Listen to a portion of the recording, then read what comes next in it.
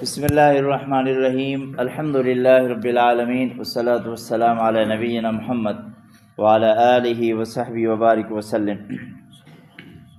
سفارش کے بارے میں نے کچھ باتیں عرض کرنی ہیں۔ سفارش یہ جائز ہے ناجائز ہے کیا ہے؟ یاد رکھیں، غلط کام کے لیے سفارش غلط ہی ہے، حرام کام کے لیے سفارش حرام ہی ہے، جائز کام کی سفارش جائز ہی ہوا کرتی ہے۔ امام الانبیاء صلی اللہ علیہ وسلم کے پاس ایک عورت کو لایا گیا، فاطمہ بنت قیس کو۔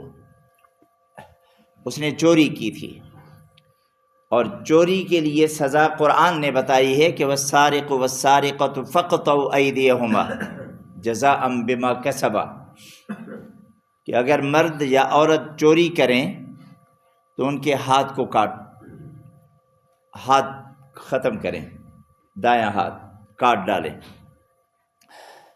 تو میرے نبی پاک صلی اللہ علیہ وسلم کے سامنے جب یہ لایا گیا تو کچھ لوگ سفارشی آ گئے۔ انہوں نے کہا یا رسول اللہ، یہ بڑے خاندان کی عورت ہے، آپ انہیں چھوڑ دیں۔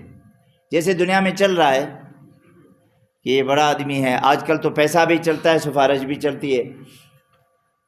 تو میرے نبی کے زمانے میں وہ سفارش چلی۔ کچھ لوگوں نے کہا یا رسول اللہ، بڑے آدمی کی عورت ہے، ذرا ان کو معاف کر دیں۔ جب حضور نے نہیں مانا تو اسامہ بن زید کو لوگوں نے بھیجا کہ حضور علیہ السلام ان کی زیادہ ذرا سنتا ہے۔ حالانکہ حضور سب کی سنتے تھے، لیکن لوگوں کے ذہن میں یہ بات تھی کہ حضور ان کی ذرا۔ حضرت اسامہ بن زید رضی اللہ تعالی عنہ حضور علیہ السلام کی خدمت میں آئے، کہنے لگے یا رسول اللہ، انہیں معاف کر دیں۔ امام الانبیاء صلی اللہ علیہ وسلم نے فرمایا کہ یا اسامہ لا تشفع فی حد من حدود اللہ، اللہ کے حدود کے بارے میں کبھی بھی سفارش نہ کرنا۔ اللہ کے حدود ہیں، یہ اللہ کا قانون ہے، اب یہ کینسل نہیں ہو سکتا۔ ہاں، میں محمد کی بات ہوتی میں معاف کرتا، لیکن اللہ کے قانون ہیں، میں کیسے معاف کر دوں؟ زانی کے بارے میں قرآن نے فرمایا الزانیۃ والزانی فاجلدوا کل واحد منہما 100 جلدہ، انہیں 100 کوڑے لگا دو۔ قرآن نے کہا۔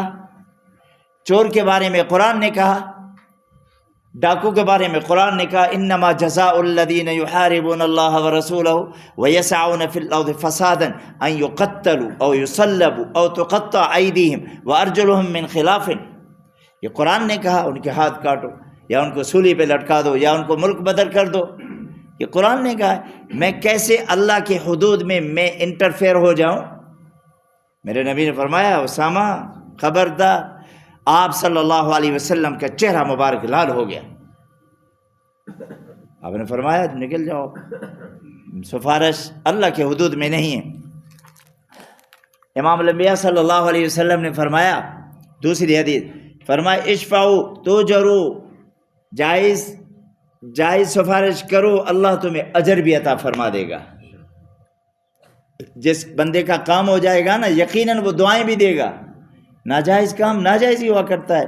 فرمایا کہ وَيَقْضِ اللَّهُ عَلَى لِسَانِ نَبِيِّهِ مَا شَاءَ، امام الانبیاء صلی اللہ علیہ وسلم نے فرمایا کہ اللہ اپنے نبی کی زبانی جو چاہتا ہے حکم کرتا ہے۔ میرے محمد الرسول اللہ کو حکم کرتا ہے کہ آپ بتا دیں کہ اس طرح یہ جائز ہے ناجائز ہے، بتا دیں انہیں۔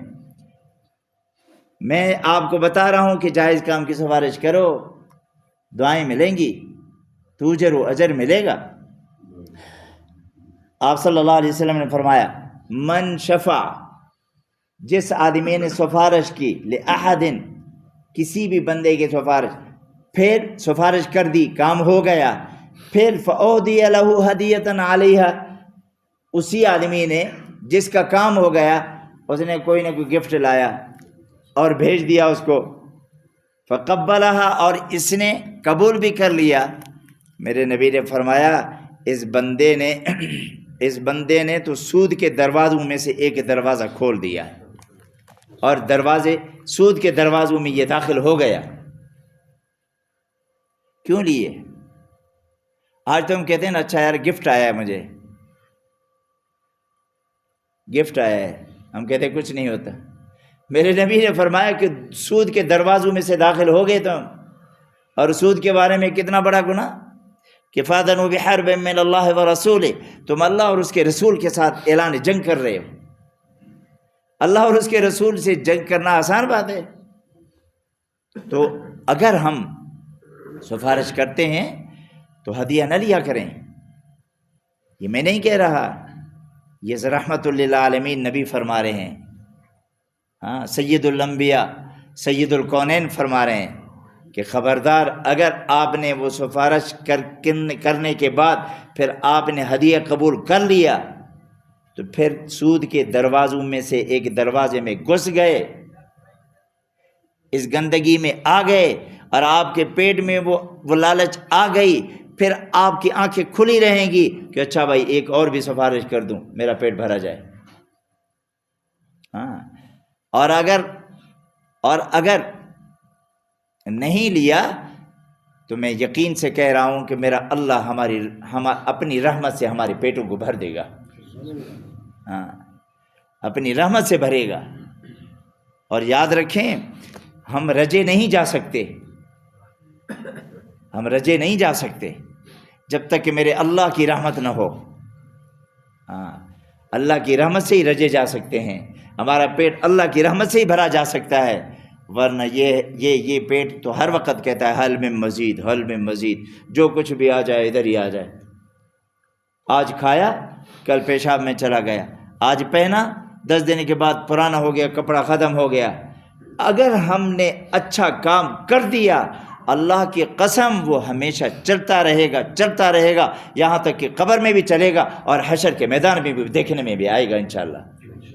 من عمل صالحا من ذکر او انثى وهو مؤمن فلنحيينه حیاتا طیبہ.